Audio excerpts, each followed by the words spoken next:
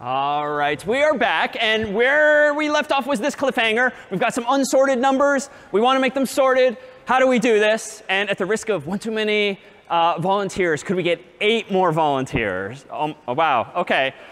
Overwhelming. OK, how about 1, 2, 3, 4? How about all 3 of you? OK. 5, 6, 7, and OK, 8. Come on. All right, 1 from each section. All right, come on down.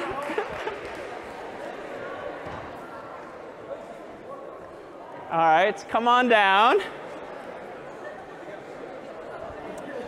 Thank you. And if you all could grab a number here. So you'll be 7. Stand on the left there if you could. All right, you'll be number 2. Stand to his left. OK, keep coming. OK, yeah. OK, here we go. Here we go. OK, it'd be 0 and 3. OK, so let's just make sure they match what we got there. Good so far. OK, so we have 8 volunteers here, an array of volunteers, if you would. This time we've used 8 rather than 7. We deliberately had 7 lockers just so that the divide by 2 math worked out. That was very deliberate, that there was always a middle, a middle, a middle. In this case, it doesn't matter because we're going to focus on sorting. But first, how about some introductions from each group? I'm Rebecca. I'm a first year in Pennypacker, and I'm thinking about studying environmental science and public policy. Nice. I'm Mariella. I'm also in Pennypacker. I'm a first year, and I'm thinking of studying bioengineering. Wonderful. My name is Heron Lee. I'm a freshman in Matthews. I'm planning on studying applied mathematics. Nice. Matthews. My name is Emily. I'm a first year in Canada, and I'm still deciding what to study. Fair. My name's Tanaye. I'm a first year from Toronto, and I'm planning on studying Econ and CS. Nice. My name is Teddy. I'm first year in Hurlbut, and I'm planning on concentrating in computer science with linguistics. Nice. Yeah. Nice. My name is Lenny. I'm a first year in Matthews, and I'm planning on concentrating in Gov and CS. Oh, nice. And? My name is Eli. I'm a first year in Hollis, and I plan on concentrating in CS. Eli, we keep looking for you today. OK, so if you guys could scooch a little bit this way, just to be a little more centered. Notice that this array of volunteers is entirely unsorted. So we thought we'd do 3 passes at this. Could you all sort yourselves from smallest to largest? Go.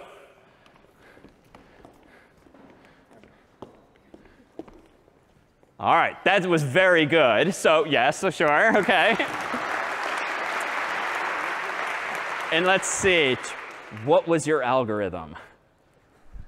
I just kind of found the person that was like 1 lower, 1 higher. So I looked at him. He had 2, so I knew I had to be on his left. And then she had 3, so I told her to come to my right. And then I knew he had 5. So OK, nice, pretty clever. And how about your algorithm?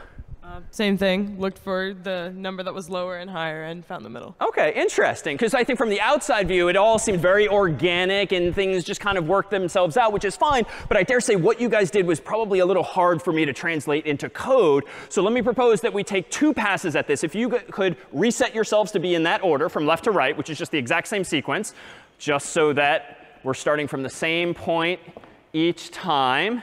7, 2, 5, very good. All right, so let me propose this. We can approach sorting in a couple of different ways, but it needs to be methodical. Like it needs to translate ideally to pseudocode and eventually code. So as much as we can quantize things to be step by step, I think the better this will scale overall, especially when there's not 8 people, but maybe there's 80 people or 800. Because I dare say that if we had everyone in the room sort themselves, if they were all handling a number, like that probably wouldn't have worked out very well. It probably would have taken forever because there's just so much more data. So let's be a little more methodical. So for instance, I don't have a bird's eye view of the numbers just as before, because even though we don't have doors in front of our volunteers, they're effectively lockers too. And the computer, or the human in my case, can only look at 1 door at a time. So if I want to find the smallest number and put it where it should go on the left, I can't just kind of take a step back and be like, OK, obviously there's the 1. I have to do it more methodically. So I'm going to check here, 7. At the moment, this is actually the smallest number I've seen, so I'm going to make mental note of it. OK, 2 I see now. I can forget about the 7 because 2 is clearly smaller. 5, I don't need to remember it. 4, I don't need to remember it. 1, OK, that's clearly smaller. Have I found my smallest number? Not even, because there actually is a 0, so I should go through the whole list. But I will remember that my smallest element is now 1. 6 is not smaller. Oh, 0 is smaller, so I'll remember this. 3 is not smaller. And so now our volunteer for 0 was, what was your name? Mariella. Marianne, and where should we put you, clearly? So there, but what's your name again? Eli's in the way. So we could have Mary Ellen?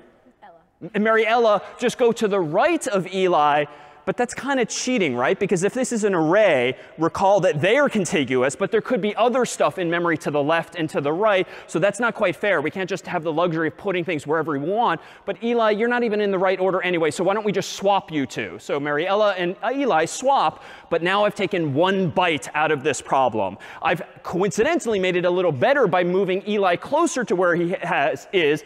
But you know what? He was in a random location anyway, so I don't think I made the problem any worse fundamentally. Now I can do this again, and I can shave a little bit of time off of it because I don't need to revisit Mariella, because if she was the smaller and I've already selected her from the array, I can just move on and take 1 fewer bytes this time around. So 2 is the smallest number. Not 5, not 4. OK, 1 is the smallest number. So I'm going to remember that as with a mental variable. 6, 7, 3. OK, 1 is the smallest. So let me select number 1. And we're going to have to evict you, which is making the problem slightly worse, but I think it'll average out. And now 0 and 1 are in the right place. So now let me do this again, but faster. So 5, OK, 4, 2 is the smallest. 6, 7, 3. OK, 2. Let's put you where you belong, evicting 5. Now I can skip all 3 of these volunteers. OK, 4 is the smallest. Nope, nope, nope. 3, you're the smallest. Let me evict 4. All right, and now let me move behind, in front of these volunteers. 5, 6, 7, 4. Come on back. All right, and now let's select 6, 7, 5. OK, come on back. Oh, no, no cheating, Eli. OK, and then let's see, 5, 7, 6. OK, 6, come on back. OK, now you have to move. OK, and now we've selected, in turn, all of the numbers from left to right. And even though that did feel slower, I was doing it a little more verbally as I stepped through it, but I dare say we could translate that probably more to code. Why? Because there's a lot of like looping through it, and probably a lot of conditionals just asking the question, is this number smaller than this one, or conversely, greater than this other one? All right, let's do this one more time. If you guys could reset yourselves to this ordering. All right. So we again have 7, 2, 5, 4, 1, 6, 0, 3. Good. So how about this? I liked the intuition that they originally had, funny enough, whereby they just kind of organically looked to the person to the left and to the right and kind of fixed the problem. So if they were out of order, they just kind of swapped locally, adjacent to each other. So let's try this. So 7 and 2, you're clearly out of order. So let's swap just you two. 7 and 5, you're out of order. Let's swap you two. 7 and 4, let's swap you two. 7 and 1, let's swap you two. 7 and 6, let's swap you two. 7 and 0, swap you two. 7 and 3, swap you two. OK, that was a lot of swapping, but notice what happened. I'm not done clearly. It's not sorted yet, but I have improved the situation. How? Who is now definitely in the right place? So 7, or Eli, has wonderfully like bubbled all the way up to the top of the list, so to speak. Now I can actually skip him moving forward, so that takes 1 byte out of the problem. Let's do this again. 2 and 5 are OK. 5 and 4, let's swap. No, over there. Thank you. 5 and 1, let's swap. 5 and 6 are good. 6 and 0, let's swap. 6 and 3, let's swap. And we don't have to worry about Eli. And now what's your name again? Harem. We don't have to worry about him either as well. So now I can go back to the beginning. And even though it feels like I'm going back and forth a lot, that's OK, because the problem's still getting better and better. I'm taking a byte out of it each time. 2 and 4 are good. 4 and 1, let's swap. 4 and 5 are good. 5 and 0, swap. 5 and 3, swap. And now these 3 are in the right place. Let's do it again. 2 and 1. Here we go. Let's swap. 2 and 4 are OK. 4 and 0, swap. 4 and 3, swap. Now these 4 are OK. 1 and 2, you're good. 2 and 0, swap. 2 and 3, you're good. You're good. OK, now 1 and 0, swap. 1 and 2. And now 0 and 1. A round of applause, if we could, for our volunteers. OK. So if you want to put your numbers on the tray there, we have some lovely Super Mario Oreos today, which maybe drives a lot of the volunteerism. But here we go. Thank you all so much. And maybe, Carter, if you can help with the reset. All right, here we go. This is, yes, all set. Thank you very much. Thank you. Thank you, guys. So to recap, thank you. Yes. To recap, let's actually formalize a little more algorithmically what we did. And I deliberately kind of orchestrated things there to show two fundamentally different approaches. One, where I kind of selected the element I wanted again and again on the basis of how small it was. I looked for the smallest, then the next smallest, and so forth. The second time around, I took a different approach by just fixing local problems, but I did it again and again and again until I fixed all of the minor problems. And frankly, what they did organically at the beginning was probably closer to the second algorithm than the first, even though I'm not sure they would write down the same pseudocode for it. The first algorithm we executed is actually called selection sort. And I deliberately used that vernacular of selecting the smallest element again and again to evoke this name of the algorithm. So for instance, when we had these numbers here initially unsorted, I kept looking again and again and again for the smallest element. And I don't know a priori what the smallest number is until I go through the list at least once. Then I can pluck out the 0. I then go through the list a second time to pluck out the 1, a third time to pluck out the 2. Now this assumes that I don't have an infinite amount of memory, because even though I kept repeating myself, looking for the next smallest element, I propose that I only keep track of one number at a time. One variable in my mind, which was the smallest element I have seen thus far. If I used more memory, I could probably remember from the first pass where the 2 is, where the 3 is. But that's a different algorithm, and it would take more space, more memory. I was confining myself to just one variable in my approach. So here might be the pseudocode for what we'd call selection sort, the very first algorithm that we all did together, not organically, but more methodically as a group. I would propose that we use some syntax from C when we talk about the loop and say for I from 0 to n minus 1. Now, why is that? Well, if there were n people, or 8, 0 through 7 are the indexes or indices of those humans on stage from left to right. So what did I have myself do? Find the smallest number between numbers bracket I and numbers bracket n minus 1. So when the loop starts at 0, this is literally saying between numbers bracket 0 and numbers bracket n minus 1. So from the far left to the far right, find me the smallest number. Then swap that number with numbers bracket I. So that's why we evicted the person all the way over to the right, or your left, the very first time. And then the next person, and the next person, and so forth. So this is an algorithm that has us go back and forth, iteratively selecting the smallest element. So if we generalize this now, not away from 8 people to like n people, you can think of them as representing an array, aka doors like this, where the leftmost one is 0, the rightmost one is n minus 1, second to last is n minus 2, and so forth, if we don't know or care what n specifically is. So how many total steps does selection sort perhaps take? And let's make this a little more real here. Let me actually open up, for instance, a quick visualization here. And on the screen here, you'll just see now an artist's rendition of an array of values, whereby tall purple bars represent big integers and short purple bars represent small integers. So the idea of any sorting algorithm here, as visualized, is to get the small bars on the left and the big bars on the right. And this is a nice handy tool that lets you play around with different algorithms. So here is selection sort that I've just clicked. In pink, again and again, is the equivalent of me walking through the volunteers looking for the next smallest element. And as soon as I found them, I swapped them into their leftmost location, evicting whoever there, in order to gradually sort this list from left to right. And so as you can see here, it holds very briefly in pink whatever the currently smallest element it has found is. That's the analog of like me pointing to my head, whereby it's constantly comparing, looking for the next smallest element. Now I'm kind of stalling because I'm running out of like intelligent words to say, but that is to say this algorithm feels kind of slow. Like it seems to be doing a lot of work. Where is the work coming in? Like what is it doing a lot of specifically? Yeah. Yeah, it keeps going back and forth and back and forth. And even though it's shaving a little bit of time, right, because it doesn't have to stupidly go all the way back to the beginning, and I was saving myself a few steps, like it's a lot of cyclicity again and again and again. And put another way, it's a lot of comparisons again and again. And some of those comparisons you're doing multiple times because I only remembered one element at a time in my head. So I have to kind of remind myself on every pass which is smallest, which is smallest. So this invites the question, how fast or how slow, or equivalently, how efficient or inefficient is something like selection sort? Well, let's actually consider how we could analyze this as follows. So if we have n numbers that we want to sort, how many comparisons do we do the first time? Well, if there's n numbers, you can only make n minus 1 comparisons. Why? Because if we have 8 people here, and we started with whoever's all the way over here, we compare this person against 7 others, n minus 1, if n is 8. So the first pass through the list, I made n minus 1 comparisons, but that put the smallest number, 0, in place.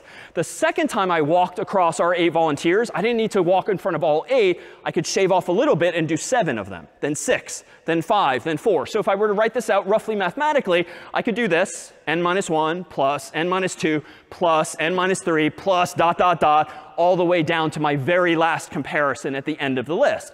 Now, this is the kind of thing that typically in like high school, you'd look at the back of the math book or physics book that's got a little cheat sheet for all of the formulas that add up. This series here, let me just stipulate, adds up to this, n times n minus 1 divided by 2. So no matter what n is, this formula captures that series, that summation of all of those values. So that is how many steps I took again and again and again when implementing selection sort for 8 people. So of course, let's multiply this out. So this is like n squared minus n, all divided by 2. Let's do it out a little bit more. That's n squared divided by 2 minus n over 2. And now we're back into the territory of running times. Like, how many steps does this algorithm take? How many comparisons are we making? Now, n squared seems like the biggest term. It's the dominant term. In other words, as n gets large, not 8, but 80, or 800, or 8,000, or 8 million, squaring that is going to make a way bigger difference than just doing like n divided by 2 and subtracting that off. Similarly, just dividing even this quadratic formula by 2, like, yes, it's going to have it, literally, but that's kind of a drop in the bucket. As n gets larger and larger and larger, it's still going to be a crazy big number. So computer scientists would typically wrap this in some big O notation and say, OK, selection sort is on the order of n squared. That's not a precise measurement, but it's on the order of n squared because it's making so many darn comparisons, not unlike everyone shaking everyone else's hand like I proposed verbally earlier. It's a lot of work to get that done. So selection sort is on the order of n squared steps. And that's kind of a slow one. That's what is at the top of my cheat sheet earlier when I proposed a ranking of some common running times. There's an infinite number of them, but those are some of the common ones. So can we do actually better? Well, if bubble sort then is in big O of n squared, spoiler, if selection sort is in the order of n squared, could we maybe get lucky sometimes? Like with selection sort, what would the best case scenario be? Well, the best case would be like everyone is already sorted, 0 through 7, and we just get lucky. But does bubble sort does selection sort appreciate that? Does selection sort take into account whether the list is already sorted? Not necessarily, because if you look at the pseudocode even, there's no special conditional in here that says, if it's already sorted, exit early. It's just going to blindly do this many times. And you can actually see pseudocode-wise the n squared. Notice that this line of pseudocode here is essentially telling me to do what? Do something n times, from 0 to n minus 1. Or equivalently, if you prefer the real world, from 1 to n. That's n times total. But what are you doing inside of this loop? Well, every time you're inside of this loop, you're looking for the smallest element, and that might take you as many as n steps. So another way to think about the running time of this algorithm selection sort is this loop is telling you to do something n times. This line is telling you to do something n times as well. And that's roughly n times n, or n squared. It's not precise, but it's on the order of n squared. Unfortunately, if you're just blindly doing that much work always, even if you have any number of doors, this is going to end up being in omega of n squared as well. Because even in the best case, where all of the numbers are already sorted, there's nothing about the algorithm called selection sort, or even my implementation thereof, that would have said, wait a minute, like I'm done, and exit prematurely. So selection sort is in big O of and omega of n squared, as we've defined it. And by coincidence, because those boundaries are the same, you can also say that it's in theta of n squared. No matter what, you're going to spend n squared steps or n squared comparisons. But that second algorithm that I keep teasing called bubble sort. And I deliberately used the word bubble in my description of what was happening because Eli, I think, was our first volunteer who kind of bubbled his way up all the way to the end of the list. Then number 6 did, then 5, then 4, then 3, then 2, then 1. All of the numbers kind of bubbled their way up, being the bigger values to the right. So bubble sort just does something again and again by comparing adjacencies. Comparing, and then it does it again and again and again. So let's analyze bubble sort. If, for instance, this was the original array that we tried sorting before, same exact numbers, I was doing things like flipping the 7 and the 2, and then the 7 and the 5, and then the 7 and the 4, but that would only fix minimally one number. I then had to repeat again and again and again. So that one, too, felt like it was taking some time. So here's one way of thinking about bubble sort.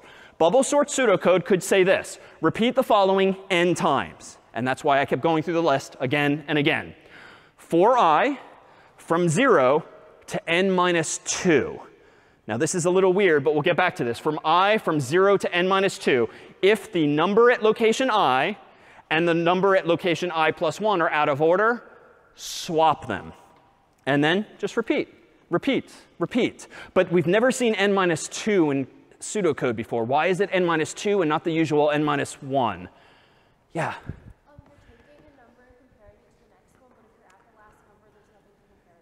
Exactly. Because we're taking a number and comparing it to the next one, so you better not go all the way to the end and expect there to be a next one at the end of the list. So if we use these same numbers here, even though they're in a different order, if this is location 0 and this is location n minus 1 always, if you think of I as being my left hand, it's pointing from 0 to 1 to 2 to 3 to 4 to 5 to 6 to 7. If you get to the end, you don't want to look at I plus 1 because that's pointing to no man's land over here, and you can't go beyond the boundaries of your array. But n minus 2 would be the second to last element, as you know, and that makes sure that my left hand and right hand stay within the boundaries of the array if left hand represents I and right hand represents I plus 1. So it's just to make sure we don't screw up and go too far past the boundary of the array. But as implemented here, this too does not take into account whether or not the array is already sorted. And technically, we can actually do this n minus 1 times because the last one you get for free. It ends up being in place. But even still, let's do a quick analysis here. If we've got n doors in total from 0 on up to n minus 1, bubble sorts analysis looks a little bit like this. Do the following, n minus 1 times n minus 1 times. Well, how did we get from that? Let me back up to the pseudocode. If this is the pseudocode as I originally put it, I then may propose verbally a refinement. You don't need to repeat yourself n times again and again because, again, the last one bubbles up. But by process of elimination, it's in the right place. So you can think of it as just n minus 1 times. How many times can you compare I and I plus 1? Well, you're iterating from 0 to n minus 2. And this is where the math is going to get weird. But that is n minus 1 steps also. Why? Because if you do it in the real world with starting at 1, this is saying from I from 1 to n minus 1. And then maybe it pops a little more obviously. This inner loop is repeating n minus 1 times. So outer loop says do the following n minus 1 times. Inner loop says do this now n minus 1 times. Mathematically, then, that's n minus 1 times n minus 1. Now we've got our old FOIL method. So n squared minus n plus 1. Combined like terms gives us n squared minus 2n plus 1. But now let's think like a computer scientist. When n gets really large, we definitely don't care about the plus 1. When n gets really large, we probably don't even care about the minus 2n. It will make a mathematical difference, but a drop in the bucket once n gets to be in the millions or billions. So this would be on the order of what, similarly? On the order of n squared as well. So algorithmically, and actually we'll use a different term now, asymptotically, asymptotic notation is the fancy term to describe big O and omega and theta notation. Asymptotically, bubble sort is, quote unquote, the same as selection sort in terms of its upper bound. It's not 100% exactly the same. If we get into the weeds of the math, there are obviously different formulas. But when n gets really large and you plot the pictures on a chart, they're going to look almost the same because they're going to be fundamentally the same shape. So in our cheat sheet here, bubble sort now is in big O of n squared. But let me propose that we make an improvement. Here's our pseudocode earlier. When might it make sense to abort bubble sort early? Like, when could you logically conclude that I do not need to make another pass again and again? And remember what I did. From left to right over our volunteers, I was comparing, and maybe swapping people who were out of order. So what could I do to short circuit this? Perfect. If I compare through the whole list, left to right, and I make no swaps, it stands to reason that they're already ordered. Otherwise, I would have swapped them. And therefore, I would be crazy to do that again and again and again. Because if I didn't swap them the first time around, why would I swap them the second time around if no one's moving? So I can terminate the algorithm early. So in pseudocode, I could say something like this: if no swaps, quit. And I can do that inside of the inner loop. So once I make a pass through the people and I say, did I make any swaps? If no, just quit, because they're not going to move any further if they didn't just move already. So bubble sort then might arguably be an omega of what? In the best case, how few steps could we get away with bubble sort? OK, it's not 1. But it is n. Why? Because I minimally need to go through the whole list to decide, did I make any swaps? And logically, and this will come up a lot in the analysis of algorithms, any question like, is this list sorted, cannot possibly take only one step if you've got n elements. Why? Because then you're just guessing. Like, if you don't at least take the time to look at every element, how in the world can you conclude logically that they're sorted or not? Like, you minimally have to meet us halfway and check every element. So it's minimally in omega of n. Constant time wouldn't even give you time to look at the whole list if there's n elements. So that's the intuition there. So we can't say anything about theta notation for bubble sort because it's different upper and lower bounds. But we seem to have done better asymptotically than selection sort. In the worst case, they're just as bad. They're super slow. But in the best case, bubble sort, with that tweak, that conditional about swapping, might actually be faster for us. And you'd want Google, Microsoft, your phone to use that kind of algorithm. Let me go back to the sorting demonstration earlier. Let me re-randomize the array. Small bars is small number, big bars is big number. And let me click bubble sort this time.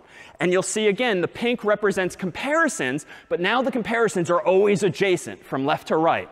So this is pretty much doing with more bars what I did with 8 people here.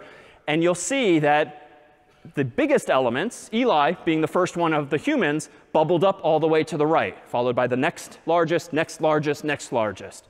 But here, again, you can visually see, and with the number of words I'm using to kind of stall here, you can hear that this is kind of slow because you're doing a lot of comparisons again and again and again. And you're making improvements. So you're taking bites out of the problem, but really only one bite at a time. So I kind of feel this is going to be like holding in a sneeze if we don't finish this. So I feel like we should give you emotional closure with getting this to finish. Any questions in the meantime? Because there's going to be no surprise. It's going to be sorted. This is bubble sort. No? All right, we're almost there. It's going faster because the list is effectively getting shorter. And OK, so that then was bubble sort. But both of these, I claim now, are actually pretty inefficient. They're pretty slow. And my God, that was only 8 humans on the stage. That was only like, what, 40 or 50 bars on the screen.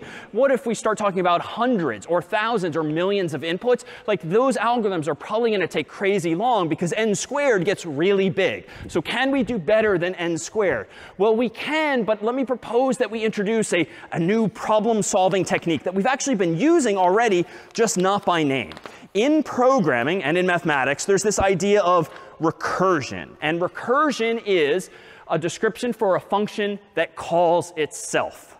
A function that calls itself is recursive. So what do we mean by this? Well, we've actually seen this already. Here's the same pseudocode for binary search earlier. And binary search, by implying 2, went either left or right or left or right, halving each time. So that was the division and conquering. So this is the same pseudocode. But notice that in my pseudocode earlier, I literally used the keyword search inside of my definition of search. So this is sort of one of those like circular definitions. Like, if this is a search algorithm, how am I getting away with using the word search in the definition of search? You know, it's kind of when you get reprimanded for using a word to define a vocabulary word. This is kind of like that, because this algorithm is calling itself. This search function is calling itself. Now, normally, if you were to have a function call itself, call itself, call itself, call itself, it would just do that infinitely. And presumably, it would go on forever, or the program or computer would probably crash because out of memory or something like that. More on that next week. But there's a key detail, a key characteristic about this algorithm that makes sure that doing the same thing again and again is not crazy. It's actually going to lead us to a solution. Even though I'm using search here or search here, what's happening to the size of the problem for each of these lines? What's happening? Yeah. It's being cut in half. So even though I'm doing the exact same thing algorithmically again and again, I'm doing it on a smaller input. Fewer doors, fewer people. And so even though I'm doing it again and again, so long as I have this so-called base case, as we'll call it, that just makes sure if there's no doors, you're done, I can break out of what would otherwise be an infinite loop of sorts. All right, so those two lines we've already kind of seen. And actually, we saw this in week 0. So this is the pseudocode for the phone book example from week 0. And you might recall that we had these lines of code here. And this is very procedural or iterative, where I literally told you, go back to line 3. And we did that today. When we took attendance, so to speak, with that third algorithm, you went back to step 2 again and again. That's a very iterative, loop-based approach. But you know what? I could be a little more clever here, too, in week 0. We just didn't want to get too far ahead of ourselves. Let me actually change these highlighted lines to be more succinctly, search left half of book, search right half of book. I can now tighten the code up, so it's kind of a shorter algorithm, but it's the exact same idea.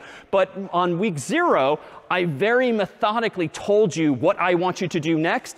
But here, I'm sort of recognizing that, wait a minute, I just spent the past 6 lines telling you how to search, so go do more of that. You have all of the logic you need. So this, too, is recursive in the sense that if this is a search algorithm, the search algorithm is using a search algorithm inside of it. But here, too, the phone book was getting divided in half again and again.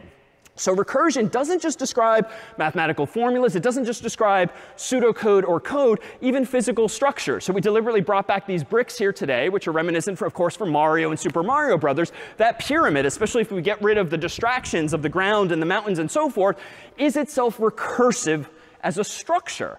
Now, why is that? Well, here you can kind of play verbal games. If this is a pyramid of height 4, and ask the question, well, what is that? What is a pyramid of height 4? I could kind of be difficult and say, well, it's just a pyramid of height 3 plus one other row. All right, well, what's a pyramid of height 3? You could be difficult and say, well, it's just a pyramid of height 2 plus one more row. What's a pyramid of height 2? Well, it's this plus one more row. I might have skipped a step there. What's a pyramid of height 2? Well, it's a pyramid of height 1 plus one more row. What's a pyramid of height 1? Well, it's nothing plus one more row. Or at this point, you can just say it's a single brick. You can have a base case that just says, like, the buck stops here. Stop asking me these questions. I can special case or hard code my answer to the very tiniest of problems. So even those bricks then are sort of the pyramid is recursively defined. And we can actually implement this even in code if we want in a couple of different ways to make this clear. So let me go back over to VS Code here. And let me propose that we do one old school iterative example with this. Code iteration.c. And iteration just means to loop again and again. An iteration is a pass through the code. And let me go ahead and whip this up as follows. Let's include the CS50 library. So we have our getInt function. Let's include standard I/O so that we have printf. Let's go ahead and create main with no command line arguments today. Let's go ahead and create a variable of type int set equal to the return value of getInt, asking the user for the height of the pyramid. And then let me assume for the sake of discussion that there is a function now that will draw a pyramid of that height. All right, now let's actually implement that function as a helper function, so to speak. So if I have a function called draw, it's going to clearly take an integer, and I'll call it maybe n as input. And it doesn't need to return anything, so I'm going to say that this is a void function. It doesn't return a value. It just has a side effect of printing bricks on the screen. How can I go about doing a pyramid of height n? Well, I'm going to do this one, which looks like this, 1 at a time, then 2, then 3, then 4. And this is a little easier, for instance, than problem set 1, which had the pyramid flipped around the other way. So this one's a little easier to do deliberately. So if I go back to my code, I could say something like this. For int I gets 0, I is less than, let's say, n, which is the height, I++. That's going to essentially iterate over every row of the pyramid, top to bottom. This might feel similar, reminiscent to problem set 1. Then in my inner loop, I'm going to do for int j gets 0, j is less than I plus 1, j++. And we'll see why this works in a moment. And then let's go ahead and print out a single hash, no new line, But at the very bottom of this row, let's print out just a new line to move the cursor down a line. Now, I'm not done yet. Let me hide my terminal for a second. I need the prototype. So I'm going to copy this, paste it up here with a semicolon. And I think now the code is correct. Now, why is this correct? Because on my outer loop, I'm iterating n times, starting at 0. My inner loop, realize I want to have at least 1 hash, then 2, then 3, then 4. So I can't start my number of hashes at 0. And that's why I'm doing j all the way up to I plus 1, so that when I is 0, I'm actually still printing 1 hash, and then 2 hashes, and then 3. Otherwise, I would start with 0, which is not my goal. Let me go in and do make iteration to compile this. /iteration. And let me go ahead and make my terminal bigger. Enter. The height will be, for instance, 4. And indeed, it's not quite to scale because these are a little more vertical than they are horizontal, but it essentially looks like that pyramid. And I can do this even larger. Let's do this again after clearing my screen. Let's do like 10 of these, and it gets bigger. Let's do like 50 of these, and it gets even bigger. It doesn't even fit on the screen, but it works. And that's an iterative approach, 100% correct, and similar to what you might have done already for something like week 0 or week 1. But it turns out if we leverage recursion, we can be a little more clever, in fact. Let me go ahead and do this. Let me minimize my terminal window. Let me go back into my code here. And let me propose to implement the exact same program recursively instead. And let me go ahead and do this. I'm going to leave main, let's see, exactly as is. And I'm going to go ahead and change my draw function to work as follows. Let me delete all of these loops, because loops are sort of an indication of using iteration. And I'm instead going to do this. What is a pyramid of height 4? I said it's a pyramid of height 3 plus 1 more row. So let's take that literally. If a pyramid of height n needs to be drawn, let's first draw a pyramid of n minus 1. And then how do I go about drawing 1 more row? Well, this I can use a bit of iteration, but I don't need a doubly nested loop anymore. I can set I equal to 0, I less than n, I plus plus. And this block of code is simply going to print 1 simple row of hashes again and again, followed by a new line just to move the cursor down. So notice this line here, and I'll add some comments, print pyramid of height n minus 1, print 1 more row. So I'm kind of taking a bite out of the problem by printing 1 row, but I'm deferring to, weirdly, myself to print the rest of the pyramid. Now I'm going to go ahead and try compiling this. And this is no longer iteration, so I'm actually going to do this. Code recursion.c. I'm going to paste that same code into this new version, just so we have a different file without breaking the old one. And now I'm going to do make recursion. All right, interesting. So Clang is yelling at me with this error. All paths through this function will call itself. So Clang is actually smart enough to notice in my code that no matter what, the draw function is going to call the draw function. And the draw function is going to call the draw function. And the draw function is going to call the draw function. Now, to be fair, and the input to draw is getting smaller and smaller. But what's going to happen eventually to the input of draw as I've written this code right now? Yeah, and back. It's not going to stop at 0. It's just going to keep going further. Exactly. Remember that integers are signed by default. They can be both positive or 0 or negative. And so here, if I just keep blindly subtracting 1, it's going to do that seemingly forever until I technically underflow. But that's going to be like 2 billion rows of pyramids later. So I think what I actually need to do is something like this. I need to ask the question, if n equals 0, or heck, just to be super safe, let's say if n is less than or equal to 0, just to make sure it never goes negative, let's just go ahead and return without doing anything. So I'm going to comment this as like, if nothing to draw, well, then don't blindly call draw again. So this is that so-called base case. This is analogous to saying, like, if John Harvard not in phone book, or if no lockers or doors left, then just exit, or return in this case. So now I'll never call draw a negative number of times or 0 number of times. I will only do it so long as n is positive. So now if I make my terminal bigger, make recursion again, does compile fine, /recursion, let's do the same input, 4, and I get the exact same number of bricks. Let's go ahead and do it again with maybe 10. That seems to work too. Let's do it again with 50. That seems to work too. And I can go a little crazy. I can do like 5,000. This is still going to work. It's just not going to fit on my screen. But it is doing a valiant attempt to print all of those out. Now, it turns out that could get us in trouble if we start poking around in the, maybe not 5,000, but 500,000 or 5 million or beyond. But for now, we'll just assume that this is just a slow process at that. But if we go back to the goal, which was to print this thing here, this too is a recursive structure that we're just now translating the ideas of recursive code to. And actually, if you've never discovered this, we would be remiss in not doing this for you. If I go into a browser here, and suppose that I'm not using any AI, fancy technology, I'm just going to google.com, and I search for recursion, because I'm curious to see what it means. Google, for years, has had this little Easter egg for computer scientists. It's not a typo. Get it? Haha.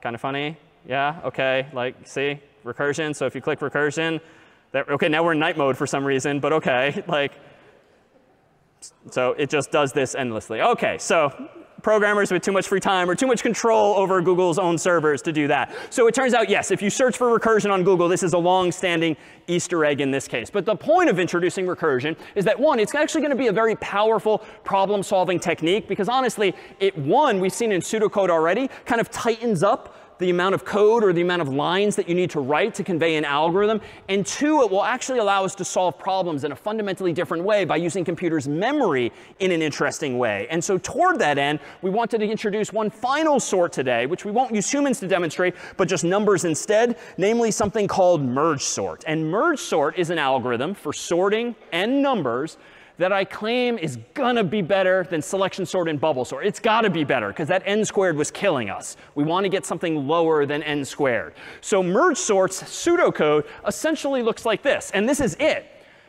Merge sort says if you've got n numbers, or an array of numbers, sort the left half of them, sort the right half of them, and then merge the sorted halves. And we'll see what this means in just a moment. But if there's only one number, just quit. So this is my base case, because this is recursive. Because if this is a sorting algorithm called merge sort, I'm kind of cheating by using the verb sort in the sorting algorithm. But that just makes it recursive. It doesn't make it wrong. So what do I mean by merging? Just to make this clear, here among these numbers are two lists of size 4. And I'm going to scooch them over to the left and the right just to make clear that on the left is 1/2 that is sorted. 1, 3, 4, 6 from smallest to largest.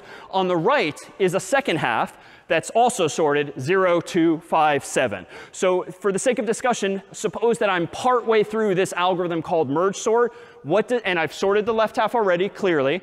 I've sorted the right half already, clearly. Now I need to merge the sorted halves. What do we mean by that? Well, that means to essentially, conceptually, point your left hand at the left half, point your right hand at the right half, and then decide which of these numbers should come first in order to merge or kind of stitch these two lists together in sorted order. Well, which is smaller? Obviously 0. So that last step, merge sorted halves, would have me take this number and put it in an extra empty array up here. Now I move my right hand to the next number in the right half, and I compare the 1 and the 2. Obviously, 1 comes next, so I put this now up here. Now I compare the 3 and the 2. Obviously, the 2 comes next, and so I put this up here. 3 and 5, obviously 3. 4 and 5, obviously 4. 6 and 5, obviously 5. And 6 and 7, obviously 6. And I didn't leave quite enough room for 7, perhaps. And lastly, 7. So that's all we mean by merging two lists together. If they're already sorted, you just kind of stitch them together by plucking from one or the other the next number that you actually want. And that's it. And even though I picked up partway through this algorithm, those 3 steps alone would seem to work. So long as you can sort the left half and sort the right half, you can surely then merge the sorted halves. Now, I'll go ahead and do this digitally rather than use the physical numbers, because clearly it's a little involved moving them up and down. But this rack here, this shelving, essentially represents one array with maybe a second array here. And heck, if I really want it, a third and a fourth array. It turns out that with selection sort and bubble sort, we've really been tying our hands because I only allowed myself a constant amount of memory, just one variable in my head, for instance, with selection sort, that let me keep track of who was the smallest element. And when we did bubble sort, the only number I kept in mind was I, like I and I plus 1. I didn't allow myself any additional memory. But it turns out in programming and in CS, you can trade off one resource for another. So if you want to spend less time solving a problem, you've got to throw space at it. You've got to spend more space, spend more money in order to give yourself more space to reduce your time. Conversely, if you're fine with things being slow in terms of time, then you can get away with very little space. So it's kind of like this balance whereby you have to decide which is more important to you, which is more expensive for you, or the like. So let's go ahead then and consider exactly this algorithm as follows. So suppose that these are the numbers in question. Let's go ahead and pretend that we've just put them on the top shelf. And just for demonstration's sake, let me do this. Let me keep these off. Carter, do you mind hopping up for just a second so we can put these in order to match? And let's just match the 6, 3, 1, 6, 3, 4. On this row? Yeah. OK, 6. We're just going to reset these to the first position. 6 at the very top. Yep. 6, 3, 4. Thank you. Thank you.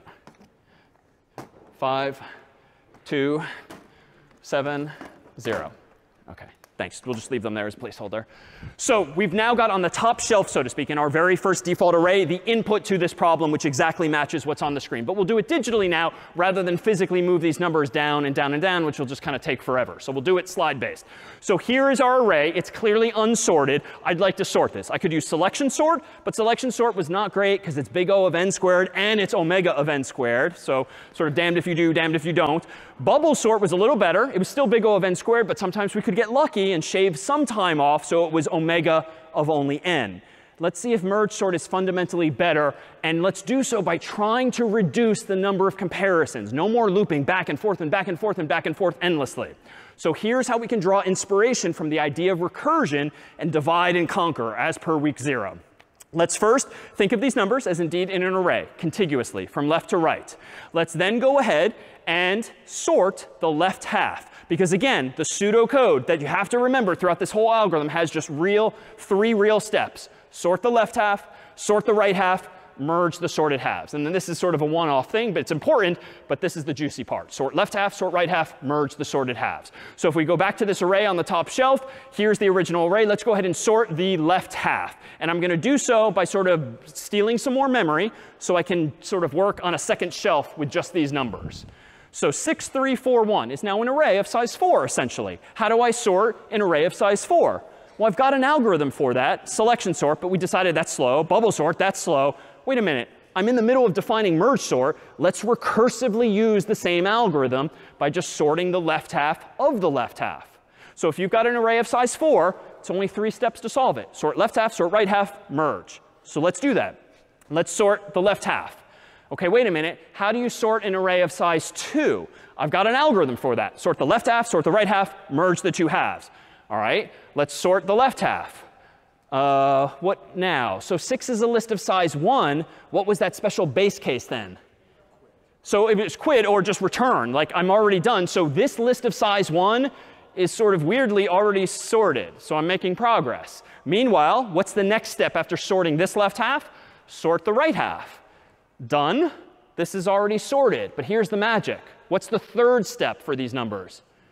Merge them. So this is like the left-hand, right-hand thing. Which one comes first? Obviously 3, and then 6. And now we are making progress, because now the list of size 2 is sorted. So what have I just done? I've just finished sorting the left half of the left half. So after I've sorted the left half, what comes next if you rewind in time? Sort the right half of that left half. So now I take the right half, and how do I sort this right half of size 2? Well, sort its left half, done. Sort its right half, done. Now merge them together, and obviously the 1 comes first, then the 4. Now where are we? We're at the point in the story where we have a left half sorted and a right left half sorted. So what comes next now narratively? merge the two together. So left hand, right hand. So 1, 3, 4, 6. And where are we now in the story? We're sort of at the beginning because I've now sorted the left half. And you recall the demo I did physically. This is how I had the left half was already sorted on the second shelf. But now that I've sorted the left half of the original array, what's the original second step? Sort the right half. So it's the same idea. So I'm borrowing some extra memory here. And now I've got an array of size 4. How do I sort an array of size 4? Sort the left half. All right, how do I sort an array of size 2? Sort the left half. Done. Sort the right half. Done. Now what? Merge the two together. And of course, it's 2 and 5. Now what do? I've sorted the left half of the right half. So now I sort the right half of the right half. How do I sort a list of size 2? Well, sort the left half, done. Sort the right half, done. Merge them together, 0 and 7. Where am I in the story?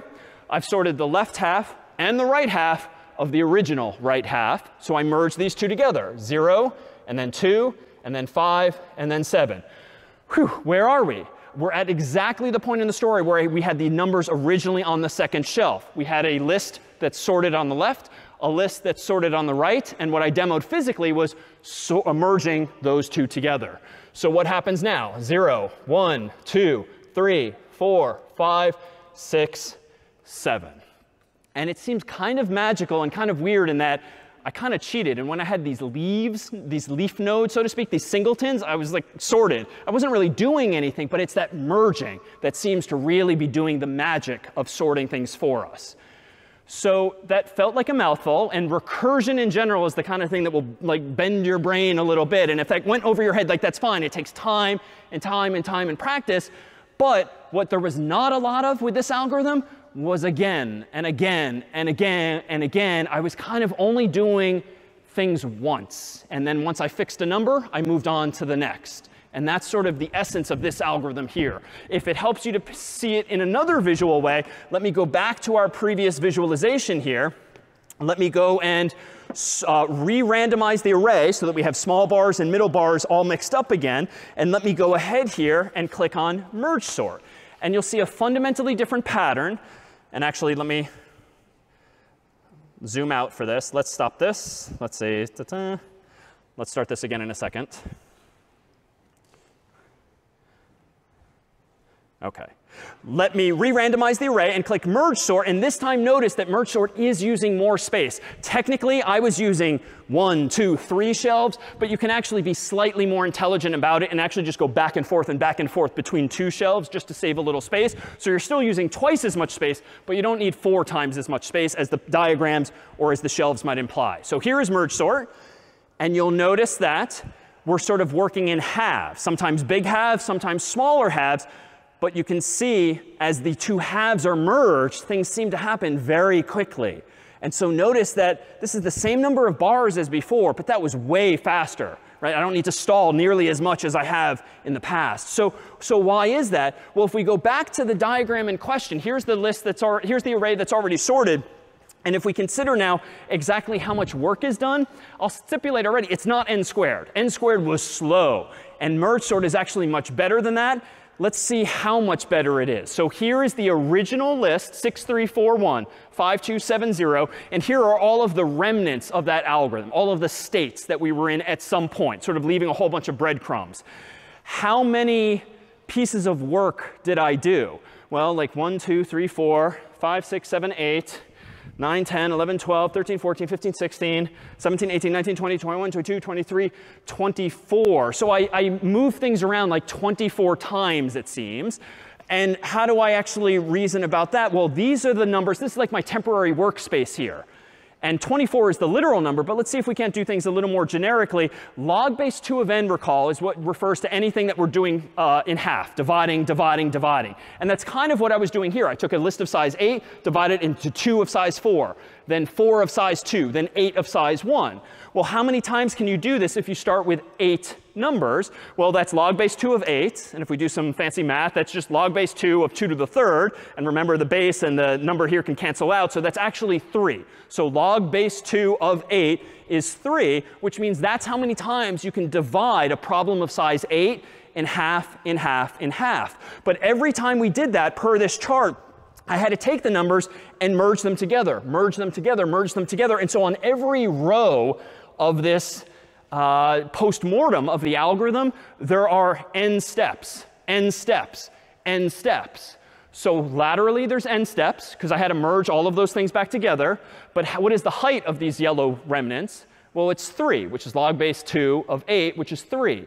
So this is technically 3 times 8, ergo 24 steps. But more generally, this is log n height and n width, so to speak. So the total running time I claim is actually n log n, which it's OK if that doesn't quite gel immediately in your mind, especially if you're rusty on algorithms.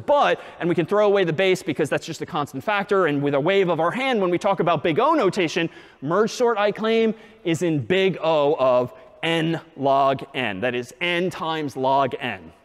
Unfortunately, it is also in omega of n log n, which means that, frankly, bubble sort might sometimes outperform it, at least when the inputs are already sorted or certainly relatively small. But that's probably OK, because in general, data that we're sorting probably isn't very sorted. And honestly, we could even hack merge sort to just do one pass to check initially, is the whole thing sorted, and then maybe terminate early. So we can maybe massage the algorithm a little better to be a little smarter. But fundamentally, merge sort is in theta of n log n, is how you would say it. It's on the order of n times log n steps. Now, in terms of that chart, it's strictly higher than linear, but it's strictly lower than quadratic, n and n squared respectively. So it clearly seems to be faster. So it's not as good as linear search, and it's definitely not as good as binary search, but it's way better than selection sort or bubble sort actually were.